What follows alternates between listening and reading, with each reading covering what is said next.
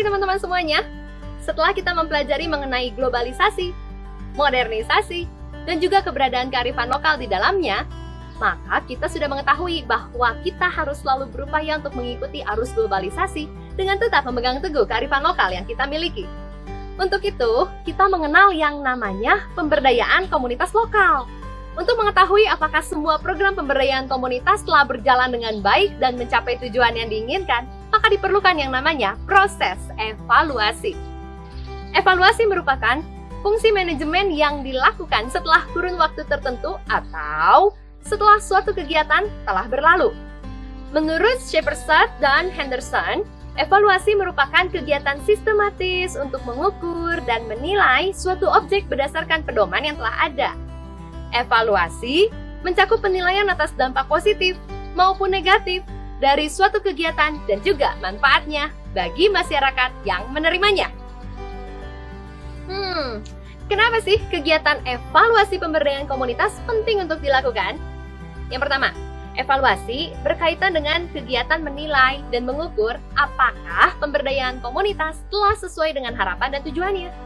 Yang kedua, evaluasi dapat membuat kita melihat hasil dari pemberdayaan masyarakat yang telah dirasakan oleh masyarakat.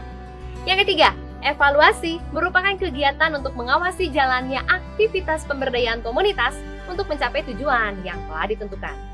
Yang keempat, evaluasi menjadi dasar untuk menentukan apakah kegiatan pemberdayaan komunitas ini perlu dilanjutkan atau tidak. Yang kelima, evaluasi dapat memberikan hikmah atau kebijaksanaan dari berbagai kegiatan pemberdayaan komunitas bagi masyarakat dan juga pemerintah. Yang keenam, hasil evaluasi dapat dijadikan sebagai bahan untuk memperbaiki program-program selanjutnya. Dan yang ketujuh, hasil evaluasi dapat memberikan pembelajaran hidup kepada masyarakatnya. Nah, pastinya kita sekarang semakin menyadari bahwa evaluasi terhadap kegiatan pemberdayaan komunitas merupakan hal yang sangat penting untuk dilakukan dan banyak memberikan manfaat, baik bagi masyarakat maupun juga bagi pemerintah. Ada dua jenis evaluasi teman-teman. Yang pertama, evaluasi proses. Dilakukan pada saat kegiatan sedang berjalan dengan tujuan untuk memperbaiki pelaksanaan dari suatu kegiatan. Evaluasi ini mudah untuk dilakukan karena berdasarkan pada laporan-laporan monitoring dan penelaahan atas dokumen wawancara, program, dan kunjungan lapangan. Yang kedua adalah evaluasi dampak. Dilakukan pada saat kegiatan sudah berakhir dengan tujuan untuk mengukur dampak dan menghimpun pelajaran dan pengalaman yang berguna. Evaluasi ini digunakan untuk mengungkapkan siapa yang memperoleh manfaat dan seberapa besar manfaatnya. Jika cakupan sasarannya besar, maka evaluasi jenis ini sulit dilakukan. Oleh karena itu digunakan yang namanya sampel responden. Melihat pentingnya kegiatan evaluasi, maka sekarang kita akan bahas langkah-langkah dalam melakukan evaluasi. Yang pertama, menyusun rencana kerja. Beberapa hal yang harus kita sepakati sebelum memulai kegiatan evaluasi adalah hal yang akan dievaluasi, data yang akan digunakan, dan kapan evaluasi akan dilaksanakan. Yang kedua, memilih pihak pelaksana evaluasi yang independen dan juga objektif. Dan yang ketiga, membahas laporan hasil evaluasi dengan pihak-pihak pelaksana evaluasi.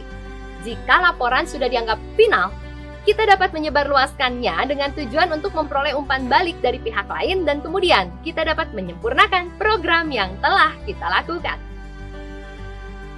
Kegiatan pemberdayaan komunitas merupakan kegiatan yang perlu untuk terus Indonesia lakukan di tengah perkembangan globalisasi saat ini. Jangan sampai kita menjadi negara terbelakang karena menarik diri dari kemajuan dunia. Namun kita harus terus memegang jati diri bangsa kita, sehingga dalam perkembangan dunia saat ini, Indonesia tetap dikenal dan tidak hilang. Teman-teman, pastinya kita ingin agar negara kita, Indonesia, menjadi negara yang maju, bukan? Akhir kata, izinkan saya untuk mengingatkan bahwa negara kita Indonesia adalah negara yang kaya akan berbagai perbedaan, kekayaan alam, dan berbagai hal baik yang dimiliki oleh setiap komunitas masyarakat di dalamnya. Teman-teman, kita sungguh harus bangga akan negara kita, Indonesia. Mulai saat ini, apapun agama kamu, suku kamu, kebiasaan kamu, komunitas kamu, mari kita bersatu dan bangun negeri ini. Negeri ini layak untuk kita perjuangkan.